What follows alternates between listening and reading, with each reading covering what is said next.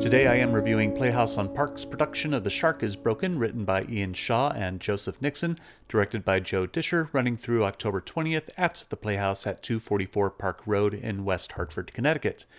Help me take a bite out of my expenses by becoming a patron over on my Patreon page, where you can, for as little as $1 a month, support my work here as well as my classic cinema podcast, Yesterday's Matinee, where the latest episode on the Rosalind Russell film Anti-Mame is currently available just for patrons. You can also get access to my retro reviews, polls, and other occasional tidbits.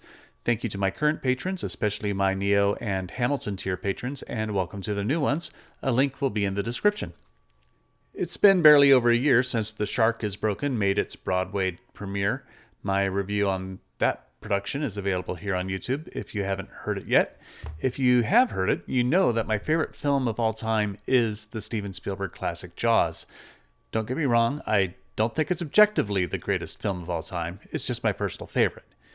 Co-written by Ian Shaw and Joseph Nixon, Ian Shaw is the son of the late actor Robert Shaw, who played the psychologically unhinged Quint in the classic 1975 film. Ian Shaw also portrayed the role of Robert Shaw on the West End and on Broadway. The making of Jaws was notorious for its myriads of problems filming, especially around the mechanical sharks, which basically didn't work. This caused delays, the film going over budget, and Spielberg at risk of being fired. The play focuses on this lull time when the three principal actors, Robert Shaw, here played by John D. Alexander, Roy Scheider, played by Nicolas Greco, and Richard Dreyfuss, played by Jake Regensburg, have nothing to do but hurry up and wait on a boat in the ocean off the coast of Martha's Vineyard, attempting to occupy their time talking about the craft of acting, gambling, and getting drunk while trying not to get on each other's last nerves. Robert periodically also works on his famous USS Indianapolis monologue. Tensions peak when Robert's alcoholism and Richard's anxieties and their mutual egos come to the fore. Meanwhile, Roy attempts to play moderator, trying to keep the peace, at least until filming wraps. There has been some contention, particularly from the real-life Richard Dreyfuss, as to the historical accuracy of what happens in the play, particularly regarding an incident presented where Richard confronts Robert's drinking. Regardless of issues of historical accuracy, I was disappointed when the play received no love during award season. Sure, it's a play that panders to a specific audience that loves this movie, but it's also a well-written piece of theater about three very human characters with warts and all, dealing with each other's powerful egos, working on a project that they can't just walk away from. It's funny, sometimes cynical, and written with a warmth and love for the film and the people who came together to make it.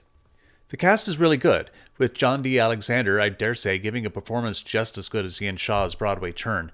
He nails the ragged, salty demeanor of Robert Shaw, who'd rather find his way to the bottom of a bottle than be bothered with the aspirations of an upstart actor in Richard Dreyfuss. Speaking of Dreyfuss, Regensburg has some great moments, particularly when he deals with Richard's anxieties over his career.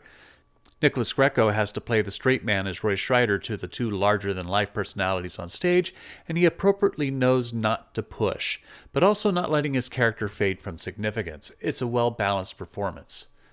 The design is pretty impressive, as Johann Fitzpatrick does an excellent job in recreating Duncan Henderson's original scenic design. There are some nice original touches he adds, using the Playhouse's three-quarter stage to its fullest, creating an element on the stage representing the ocean, which I think looks great. Barbara Ellen Delo's costume design also faithfully follows Henderson's costume design, in turn borrowed from the design of the film. If you're a fan of the film Jaws, this is an easy yes. Go see The Shark is Broken. If you're not, you should still see this fantastic piece of theater that tells an immersive story about three disparate men doing their best to survive each other in the midst of an intense and exhausting work environment. But I am only one man's opinion, so be sure to leave yours in the comments below. If you'd like to see The Shark is Broken, I'll leave a link in the description where you can get tickets. Also in the description will be a link to my Patreon page, Spotify page, and other social media where you can support my work. You can also support this channel by liking and sharing the review, subscribing to the channel, and clicking the notification bell to be alerted to future reviews. My next review will be the TheaterWorks Hartford production of Fever Dreams of Animals on the Verge of Extinction. Thank you for watching, and I will see you at the theater.